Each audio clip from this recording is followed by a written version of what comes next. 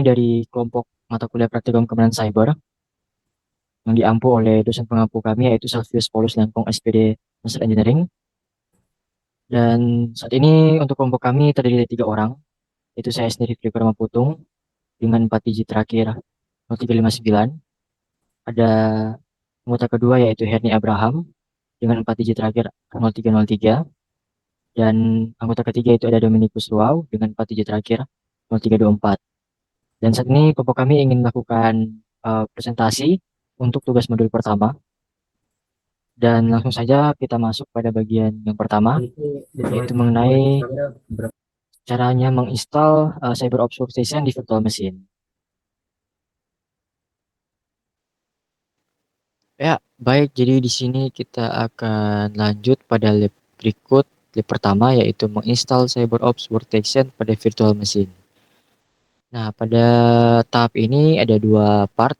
Part pertama kita akan mempersiapkan personal komputer untuk virtualisasi, dan part 2 itu kita akan import virtual machine ke dalam VirtualBox inventory.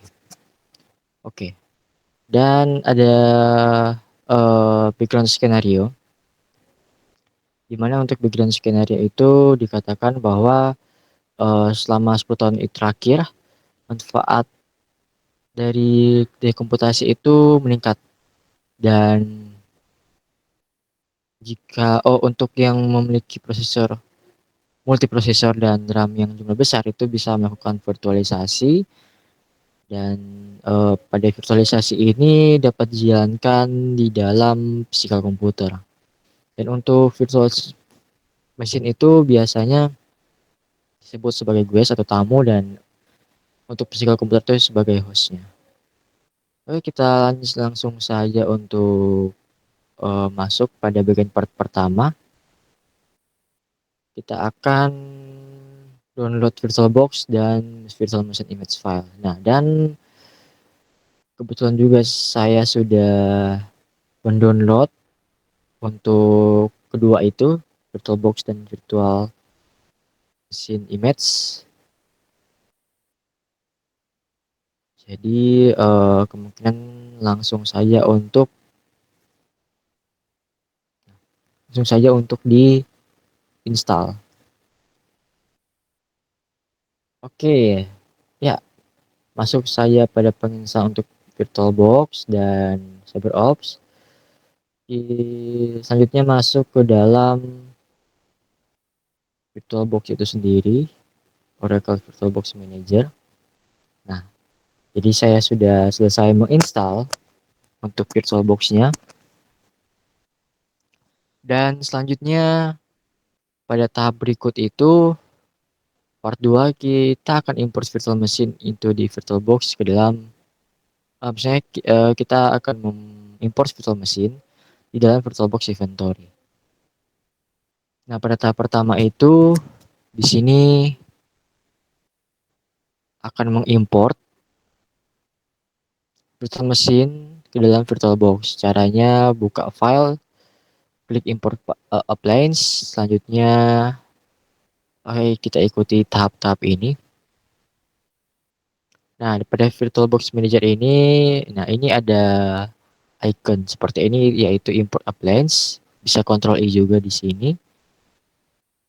Dan nanti akan muncul sebuah pop-up seperti ini, dan lanjut kita cari filenya. Kita cari filenya di sini.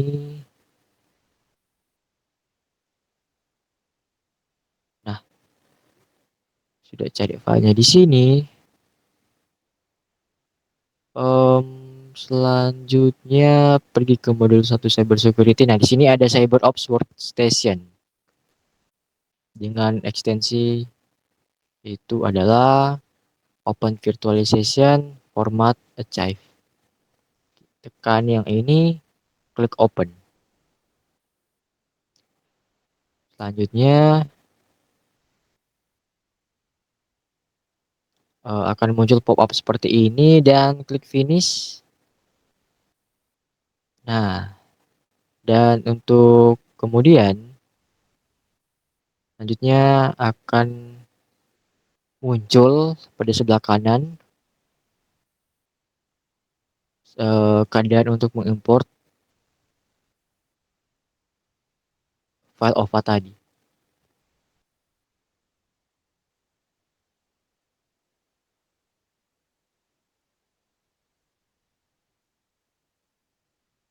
Oke, kita tunggu saja untuk selesai pengimportan ini. Mungkin akan memerlukan waktu yang lebih.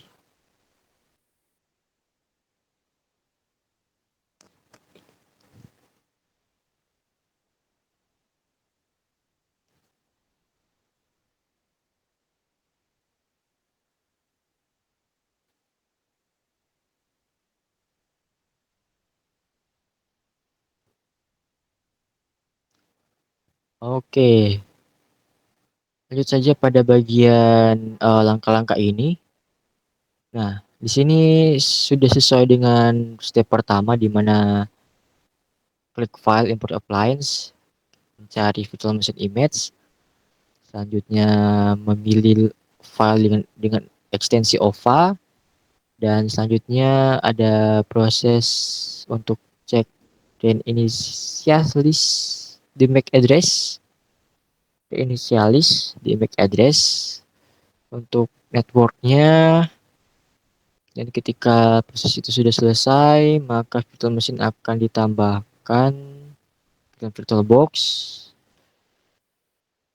Nah, pada step kedua itu start the virtual machine dan login. Nah, oke, kita tunggu saja prosesnya, dan prosesnya sudah selesai. Nah, jika sudah selesai seperti ini ada beberapa penjelasan terkait sistemnya, display, storage, audio, network, USB, dan lainnya. Oke, selanjutnya di bagian Cyber Obfuscation bisa klik kanan atau bisa klik start di sini. Nah, ini kita akan mulai nomor start dan kita coba jalankan. Oke, di sini ada proses. Oke, jadi ada error ketika menjalankan virtual machine-nya. Nah, di sini tekan saja change network settings.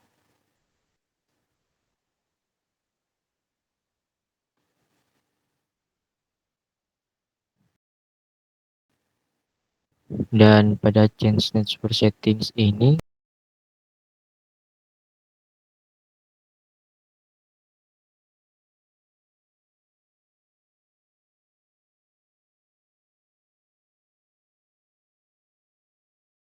oke, di bagian ini tekan saja untuk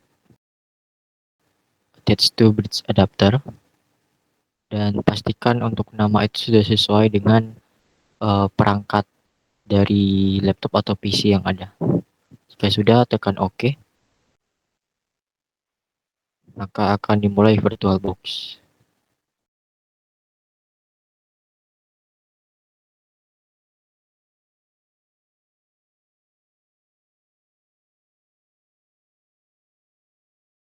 Oke, tampilannya seperti ini kurang lebih.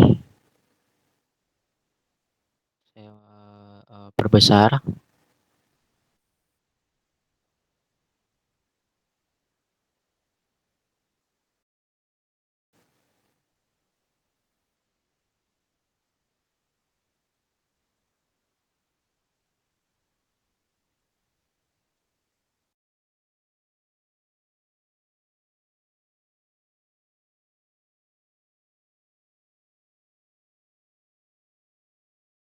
Jadi seperti ini untuk tampilan virtual machine-nya. Untuk ini isi saja passwordnya adalah CyberOps login.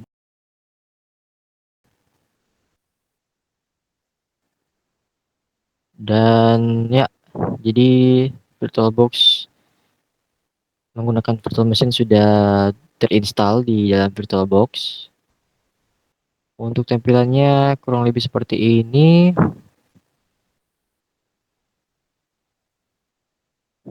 Dan selanjutnya di pojok atas ada beberapa informasi seperti sebuah application di sini bisa dilihat. Nah, kita balik ke Word.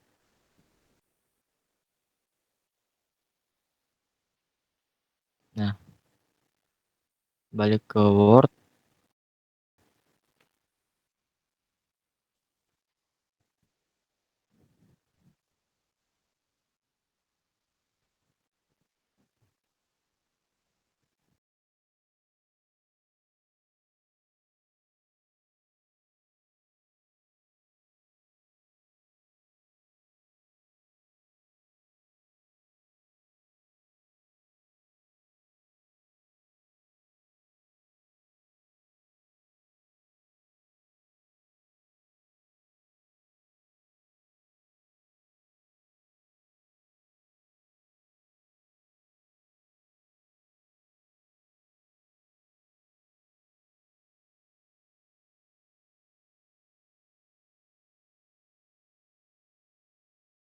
Baik, kita balik ke Word untuk melihat step dan langkah-langkah yang perlu dilakukan.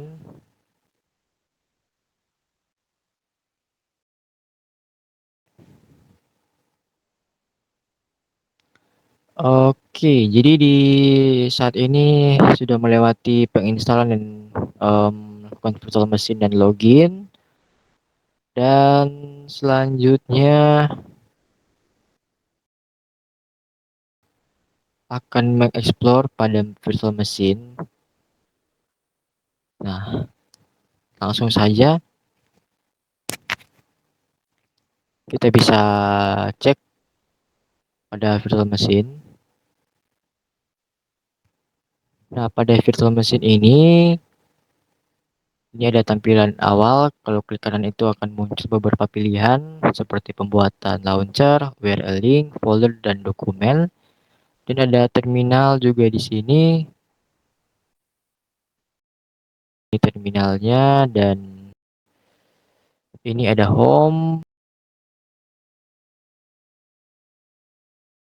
file directory atau file manager, dan ada browser, ada searching juga. Dan untuk application-nya sini ada run program, terminal emulator, file manager, mail reader, web browser, ada setting. Di bagian setting ini ada beberapa macam pilihan dan ada aksesoris, ada seperti ini juga, dan CyberOps ada 3 aplikasi. Ada ini Python, ada Skype, ada Wireshark. Dan development ada site text editor, internet menggunakan Firefox, dan beberapa media lainnya. Dan ya, kurang lebih seperti ini untuk yang ada di virtual machine menggunakan operasi sistem Linux.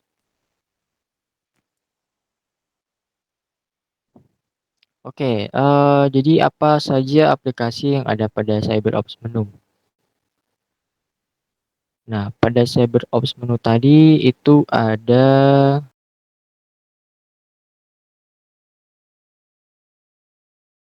kalau tidak salah ada 3,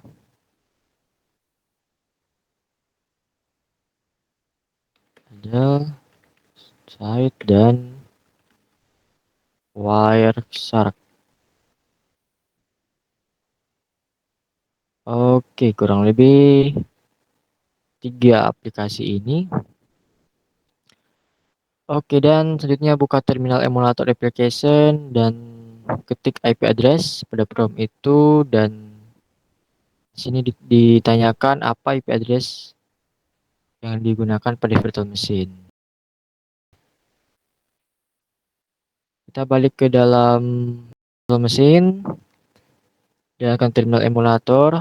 Di sini ketik IP address, klik OK, dan ini muncul beberapa informasi. IP address yang ada untuk loopback, kita coba perbesar. Nah, ini ada bagian ada dua, ada loopback dan broadcast. Untuk loopback sendiri itu untuk IP address yang ada. Ini bisa dilihat ada 127.0.0.1 dan untuk initnya itu 1128 dan untuk broadcast atau ENP0S3 adalah 192.168.110. Kurang lebih ini untuk IP address yang ada ketika mengetik IP address di terminal emulator. Jadi jawabannya itu tergantung dari setiap IP address yang ada pada PC atau laptop seperti yang punya saya di sini. Itu untuk loopback interface-nya itu adalah 127.0.0.18. Dan untuk Ethernet interface itu adalah 192.168.110 dan 24. Oke, ini untuk IP address dan selanjutnya kita balik ke dalam Word dan selanjutnya pada tahap yang keempat kita akan melakukan shutdown pada virtual machine ketika sudah selesai dan ya kurang lebih seperti ini. Ya ada tiga pilihan nanti yang akan ditampilkan, ada save the machine state, send the shutdown signal, power off the machine. Nanti akan dipilih itu adalah save the machine state. Oke, kita coba. Kita close saja. Close. Nah, di bagian atas itu ada file. Klik file ini dan ada opsi close. File opsi close atau bisa tekan host Q. Nah, dan akan muncul pop up seperti yang ada pada Word. Nah, pop up itu seperti ini.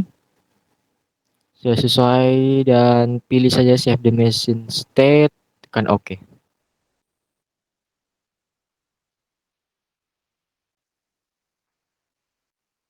Nah, kurang lebih akan balik ke keadaan awal.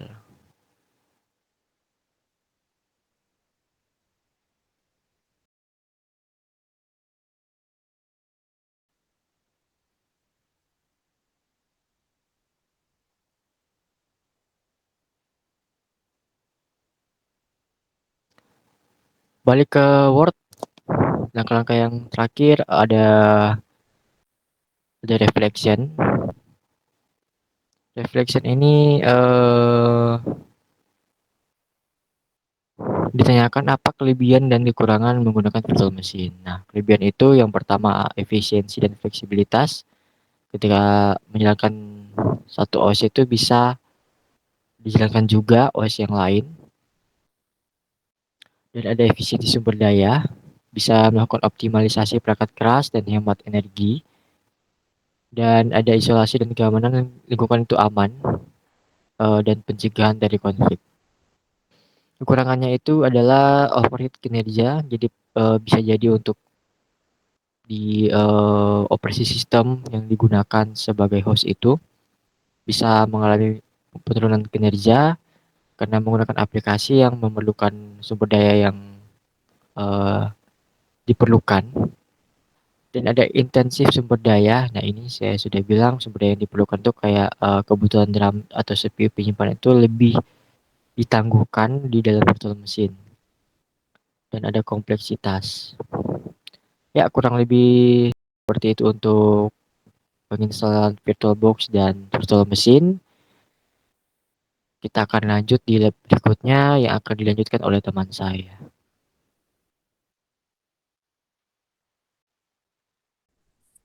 Ya, baik, terima kasih atas kesempatan yang diberikan. Nah, di sini kita masuk di lab Cyber Security Case Study.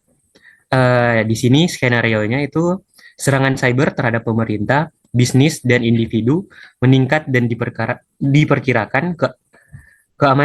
diperkirakan akan terus bertambah.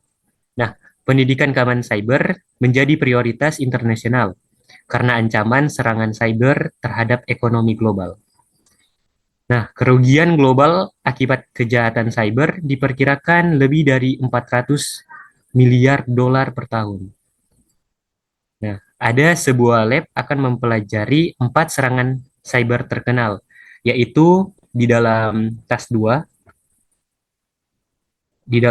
Conduct Search of High Profile Cyber Attack. Nah, di sini kita akan mencari sebuah berita yang terjadi serangan cyber dari empat empat itu. Nah, kita masuk ke yang pertama itu ada Home Depot Security Breach. Nah, di sini yang terkena serangan yaitu perusahaan retail Home Depot. Nah, apa yang terjadi? Pada tahun 2014, pada tahun 2014, eh, Home Depot mengalami pelanggaran keamanan yang mengakibatkan pencurian informasi pada sekitar 56 juta kartu pembayaran. Nah, kapan dia terjadi? Pelanggaran ini terjadi pada tahun 2014, di mana itu serangan ini mempengaruhi toko-toko Home Depot di seluruh Amerika Serikat dan Kanada. Nah, mengapa dia terjadi? Nah, ini motivasi utama serangan ini adalah keuntungan finansial melalui pencurian informasi kartu kredit dan debit pelanggan untuk digunakan dalam aktivitas penipuan atau dijual di pasar gelap. Kita masuk yang kedua yaitu target credit card breach. Nah, yang terkena serangan itu perusahaan retail Target Corporation. Nah, apa yang terjadi? Pada tahun 2013, Target mengalami pelanggaran data yang mempengaruhi sekitar 40 juta akun kredit dan debit. Nah, kapan dia terjadi? Pelanggaran ini terjadi pada tahun 2013, bulan November sampai Desember.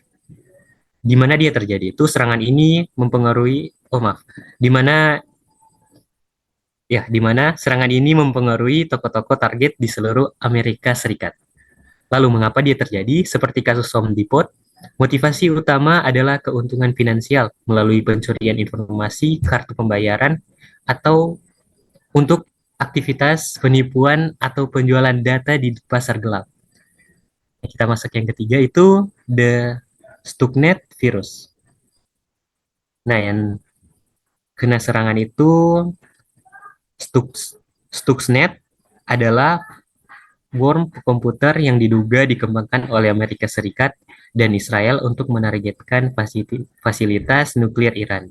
Nah, apa yang terjadi? Pada tahun 2010, worm komputer yang dikenal sebagai Stuxnet dilaporkan merusak hampir seperlima dari sentrifugal nuklir Iran. Nah, kapan dia terjadi? Stuxnet ditemukan pada tahun 2010. Nah, di mana serangan ini menargetkan fasilitas nuklir di Iran, terutama di Natanz. Nah, lalu mengapa dia terjadi? Tujuan utama serangan ini adalah untuk menghambat program nuklir Iran dengan merusak peralatan sentrifugal yang digunakan untuk pengayaan uranium, sehingga menunda kemampuan Iran dalam mengembangkan senjata nuklir. Lalu kita masuk yang keempat, Sony Pictures Entertainment Hack. Nah, siapa perusahaan hiburan Sony Pictures Entertainment? Lalu apa? Pada November 2014, Sony Pictures Entertainment menjadi korban peretasan besar-besaran yang mengakibatkan bocornya data sensitif perusahaan. Nah, kapan serangan ini terjadi? Pada November 2014. Nah, di mana serangan ini berdampak pada operasi Sony Pictures di Amerika Serikat dengan implikasi global karena bocornya data dan film yang belum dirilis. Lalu mengapa? Motivasi serangan ini diyakini terkait dengan rilis film dengan judul The Interview, sebuah komedi yang menggambarkan upaya pembunuhan terhadap pemimpin Korea Utara Kim Jong-un. Serangan ini diduga sebagai upaya untuk menghentikan rilis film tersebut dan sebagai bentuk protes terhadap penggambaran pemimpin Korea Utara. Lanjut di tas 2, Riko boleh di tas 2. Ya, baik, di tas 2,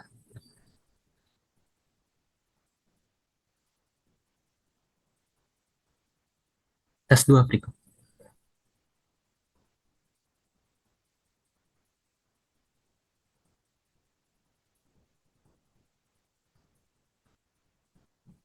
Oh, oh sorry, sorry. Tas 3, tas 3. Astaga. Tas 3, Write an Analysis of Cyber Attack. Nah, di sini ada sebuah pertanyaan. Uh, who were the victims of the attack? Nah, itu Home Depot sebagai perusahaan retail. Lalu ya ada pertanyaan yang kedua, yaitu what technology and tools were used in the attack? Mereka memakai malware khusus untuk mencuri data, lalu eksploitasi kerentanan Windows, dan penggunaan kredensial vendor pihak ketiga untuk akses awal. Lalu yang ketiga fokus pada sistem point of sale. Lalu pada bagian C, when did the attack happen within the network? Nah, jawabannya itu serangan berlangsung dari April hingga September 2015. Nah, yang D itu what system were target? Apa yang mereka targetkan? Yaitu sistem point of sale di toko-toko Home Depot. Lalu yang bagian E, what was the motivation of the attackers in this case? Nah, what did they hope to achieve? Nah, jawabannya keuntungan finansial melalui pencurian data, kartu pembayaran untuk penipuan dan penjualan. Lalu bagian F, that was the outcome of the attack. Nah, jawabannya pencurian data sekitar 56 juta kartu pembayaran dan 53 juta alamat email. Nah, yang kedua itu dampak finansial dan reputasi yang signifikan bagi Home Depot. Lalu kita masuk di bagian lab berikut.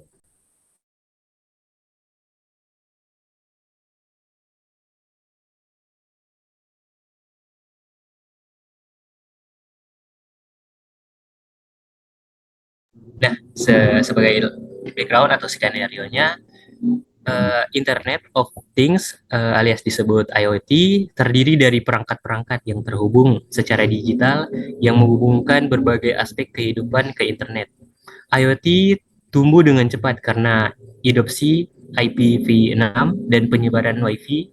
Diperkirakan akan ada sekitar 50 miliar perangkat IoT aktif pada tahun 2020. Perangkat IoT rentan terhadap ancaman keamanan karena kurangnya pertimbangan keamanan dalam desain dan seringkali dijual dengan perangkat lunak yang belum diperbarui. Nah, di sini kita langsung masuk di pertanyaan. Nah, kita disuruh untuk cari dengan pertanyaan di step 1 itu ada what is the vulnerability. Nah, itu komunikasi data antar perangkat IoT yang tidak terenkripsi dan penggunaan kredensial default, sehingga data penting dan kontrol sistem bisa diakses dengan mudah oleh pihak tidak berwenang. Nah, who might exploit it? Explain. Nah, jawabannya itu peretas, kelompok kriminal cyber atau aktor negara yang tertarik mencuri data industri atau menyebabkan gangguan operasional untuk keuntungan finansial, spionage, atau sabotase. Nah, step 3, why does the vulnerability exists. Nah, karena banyak perangkat industri dirancang tanpa prioritas keamanan, menggunakan firmware usang, konfigurasi default, dan tidak mendukung enkripsi yang kuat. Integrasi dengan sistem legacy juga menambah celah keamanan. Lalu kita masuk yang step 4 itu what could be done to limit the vulnerability. Nah, yaitu terapkan enkripsi end-to-end, ganti kredensial default yang kuat, lalu lakukan pembaruan firmware secara rutin, lalu segmentasikan jaringan IoT dari jaringan utama, dan lakukan audit keamanan secara berkala.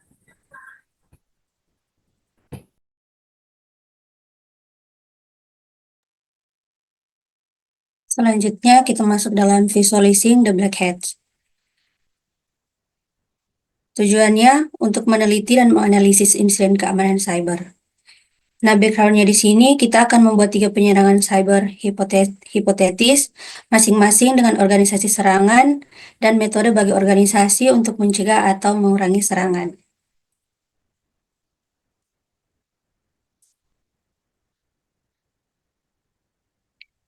Pada tas 4 ini, pertanyaannya, siapa penyerangannya? Nah, penyerangnya adalah kelompok Black Hat atau aktor ancaman canggih yang menggunakan AI. Yang kedua, organisasi atau kelompok apa saja yang menjadi sasaran penyerang. Diduga memiliki hubungan dengan jaringan kriminal terorganisir Eropa Timur. Selanjutnya, apa motif penyerangannya? Nah, motifnya adalah keuntungan finansial melalui pemerasan dan gangguan operasional perusahaan. Kemudian,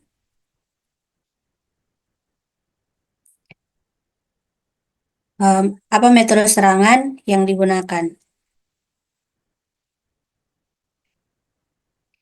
Ransomware yang dipersenjatai AI untuk mengenkripsi data dan ancaman kebocoran data atau double extortion. Kemudian, apa target dan kerentanan yang digunakan terhadap bisnis tersebut? Nah, sistem cloud perusahaan energi yang menggunakan protokol autentikasi USANG atau CVE 2024-25-600. Kemudian, bagaimana serangan ini dapat dicegah atau dikurangi? Yang pertama, penerapan model Zero Trust atau autentikasi granular. Yang kedua, sistem backup air-gapped dengan enkripsi AES 256 dan pelatihan simulasi serangan ransomware bulanan. Kemudian, tas 5, siapa penyerangnya? Ghostwire Collective atau kelompok aktivis digital. Yang kedua, organisasi atau kelompok apa yang menjadi sasaran penyerang? Jaringan aktivis transnasional. Yang ketiga, apa motif penyerangnya? Sabotase reputasi perusahaan retail global. Selanjutnya, apa target kerentanan yang digunakan terhadap bisnis tersebut? Sensor suhu IoT versi 2.1.5 di gudang logistik atau kerentanan buffer overflow. Kemudian, bagaimana serangan ini dapat dicegah atau dikurangi? Yang pertama, validasi integritas firmware IoT secara real time. Yang kedua, segmentasi jaringan untuk perangkat IoT. Dan yang terakhir, audit keamanan vendor pihak ketiga triwulan. Kemudian masuk tas 6.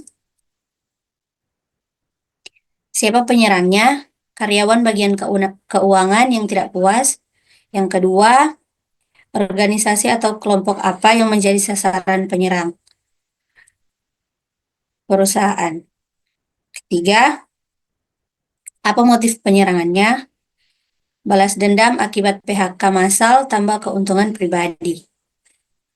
Yang keempat,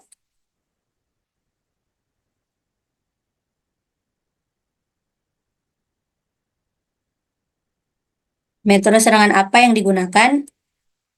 Yaitu penyalahgunaan akses legal dan rekayasa suara deepfake untuk otorisasi transfer. Kelima, apa target dan kerentanan yang digunakan terhadap bisnis tersebut? Sistem otorisasi pembayaran yang mengandalkan verifikasi suara atau tanpa MFA. Kemudian, bagaimana serangan ini dapat dicegah atau dikurangi? Yang pertama, implementasi multifactor authentication biometrik. Yang kedua, pemantauan perilaku penggunaan atau UEBA dengan analisis AI. Yang ketiga, pembatasan akses berbasis prinsip less privilege.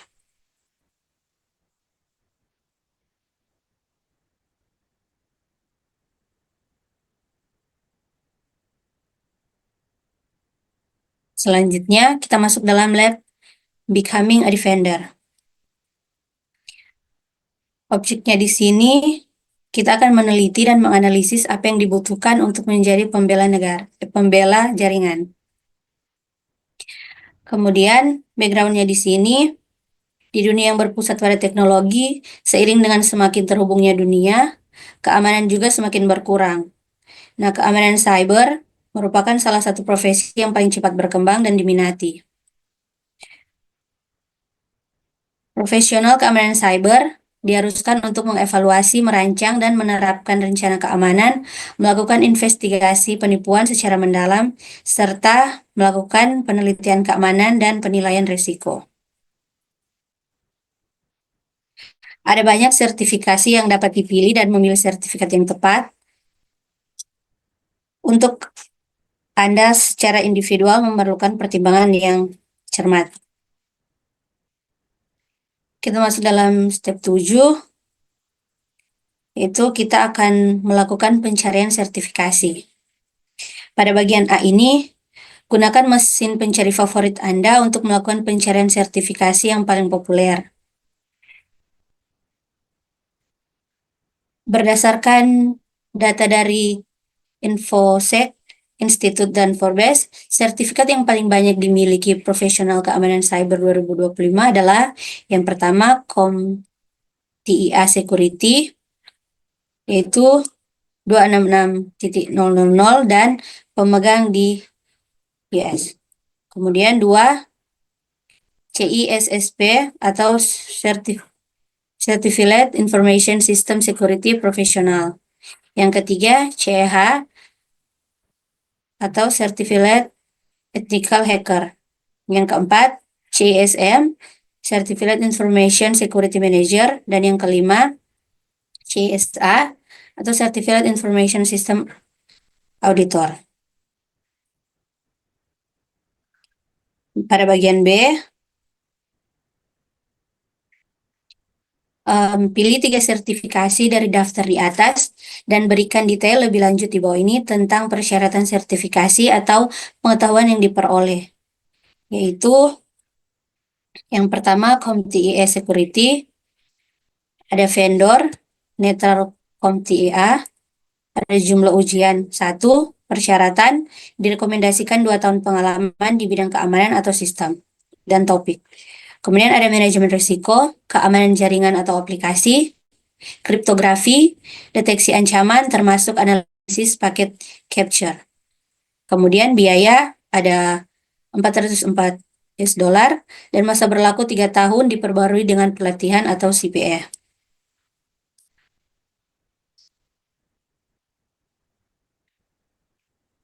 Yang kedua, CISSP.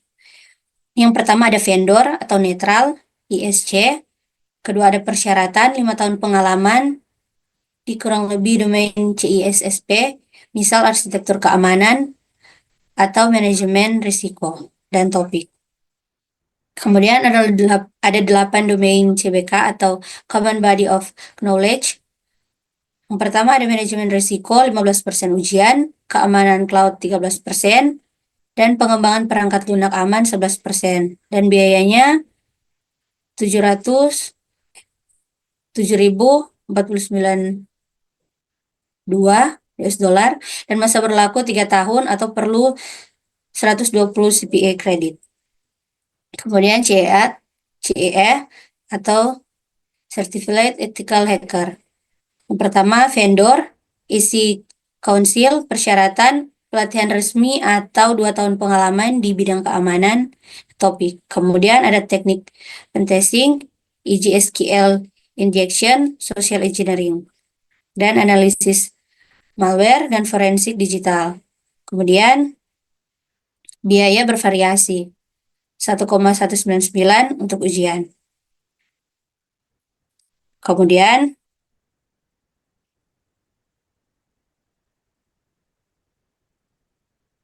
kita masuk dalam step 8. Selidiki posisi yang tersedia dalam bidang keamanan cyber. Edit.com adalah salah satu situs lowongan kerja terbesar di seluruh dunia dengan menggunakan peramban pilihan Anda. Akses Edit.com dan cari lowongan kerja di bidang keamanan cyber yang tersedia dalam 2 minggu terakhir. Yang pertama, berapa banyak lowongan pekerjaan baru yang diposting dalam 2 minggu terakhir?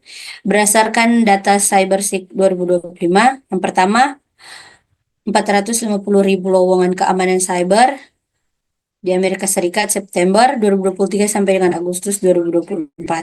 Kemudian, tren peningkatan 35% untuk peran berbasis AI. Kemudian, berapa kisaran gaji untuk 10 daftar teratas? Yang pertama, entry level atau analisis keamanan 80.000 sampai 120.000 per bulan US dollar. Kedua, menengah CISSP atau CISM 130.000 sampai 180.000 US dollar per tahun. Kemudian, expert atau CISO atau arsitek keamanan AI 200.000 US dollar per tahun. Kemudian, apa kualifikasi paling umum yang dibutuhkan untuk pemberi kerja? Yang pertama, gelar S1 Ilmu Komputer atau TI, 85% lowongan. Yang kedua, pengalaman 3-5 tahun di bidang keamanan jaringan atau cloud. Kemudian, kemampuan teknis.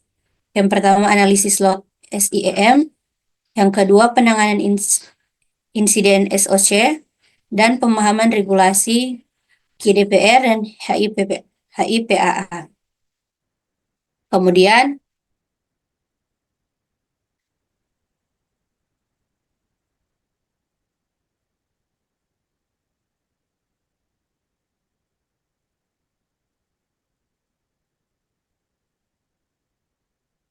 sertifikasi industri apa saja yang dibutuhkan oleh para pemberi kerja ini? Top 3 ada yang pertama CISSP, 43% lowongan. Yang kedua CompTIA Security, 13.000 lowongan. Dan CISM atau CISA, 35% lowongan. Kemudian, apakah ada sertifikasi yang sesuai dengan yang tercantum di langkah 1A? Ya, CISSP, Security, dan CEH masuk dalam daftar sertifikasi paling diminat. Kemudian, selidiki sumber daya daring yang memungkinkan Anda menguji keterampilan peretasan Anda secara legal. Alat ini memungkinkan seorang pemula dengan pengalaman keamanan cyber terbatas untuk mengasah keterampilan pengujian penetrasi mereka seperti Google Clear atau eksploitasi dan pertahanan aplikasi web. Yang pertama, Google Clear, latihan eksploitasi web app atau XSS, CSRV. Yang kedua, Hack the Box, platform pentesting dengan lingkungan simulasi. Yang ketiga, Try Hack Me, modul pembelajaran keamanan jaringan. Dan yang keempat, Over the Wire, tentang keamanan berbasis command line. Sekian dari presentasi kami, diucapkan terima kasih.